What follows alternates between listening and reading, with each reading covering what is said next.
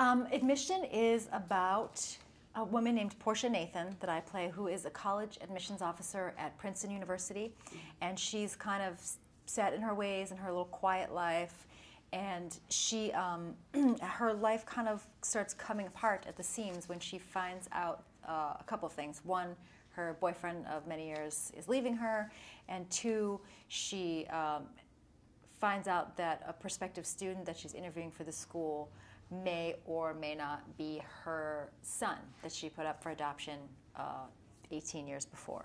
And so she, the story of the movie is kind of her coming to terms with the fact that she had a son at one point, and what lengths is she willing to go to help this kid get into Princeton.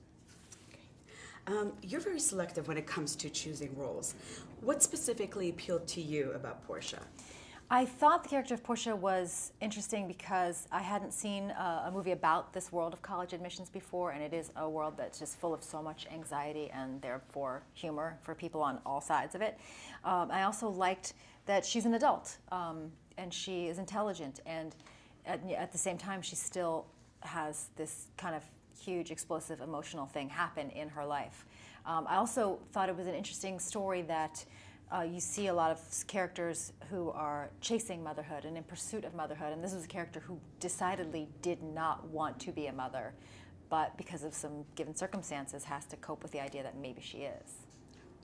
What is your personal take on the whole motherhood thing?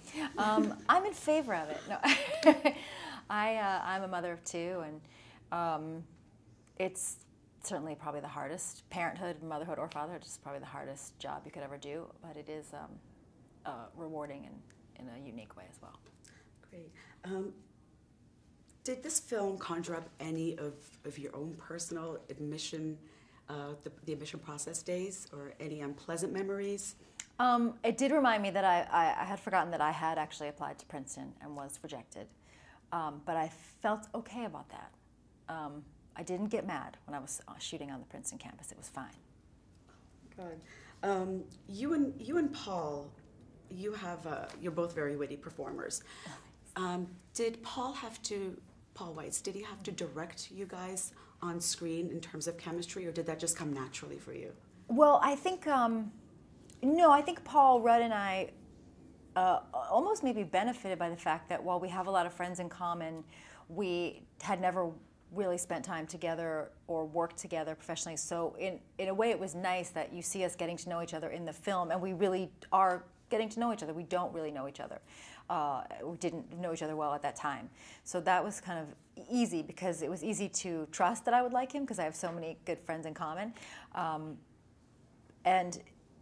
But Paul Weitz definitely directed us in every other aspect. Got real performances out of us, hopefully. So was it very natural for you guys though on screen? I mean, Paul Rudd, very easy to be around, yeah. Wonderful. Working with Lily Tomlin, she's such an iconic figure. Yeah.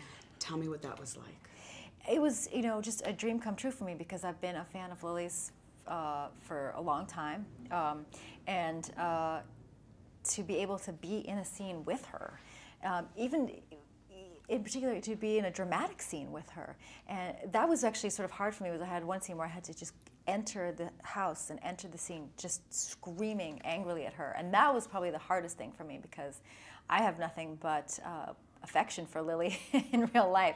But she just gives you so much. She's just so present and listening in a way that some actors are kind of just do the thing that they planned for the camera, and she's just really in the moment with the other actors in a way that's really splendid. And what was your favorite part with her in the film? My favorite moment of hers, that's kind of her, it's the end of a scene with the two of us, but it's a moment that really made me laugh that she came up with was I have this moment where I come into her early in the morning and she's asleep on a couch, and she's just had a sort of one-night stand with this older male professor, and I'm trying to tell her something really, really important, and she's not in the mood to hear it, and says like, "Oh, honey, just come back, go take a nap, we'll talk about it later." And then she just kind of reaches under herself and pulls a wrench out from the cushions on the couch that she's been sleeping on, which I thought was a really, really funny touch, given her character in the movie. What would you want audiences to take away from this film? Hopefully they'll find the story moving, because I think the story is moving in terms of that you really feel for Portia and for this kid Jeremiah, and you sort of want the best for them, and hopefully, you know, how the movie ends is not entirely what you expected, but still satisfying. And in terms of, I hope they would take away from it in the larger sense that it's a sort of a movie about accepting who you are and not trying to fit yourself into some other kind of mold of what's the best and what's the right place to be and the right thing to do, and that you find happiness in unexpected places in life. And in a nutshell, what would you say to encourage people to go see it? I would say that you will laugh, you'll cry, you'll see Wallace Shawn, you'll see Lily Tomlin, you'll see Gloria Reuben, you'll enjoy the soundtrack, you'll enjoy the story. I think it's a lovely movie. Wonderful.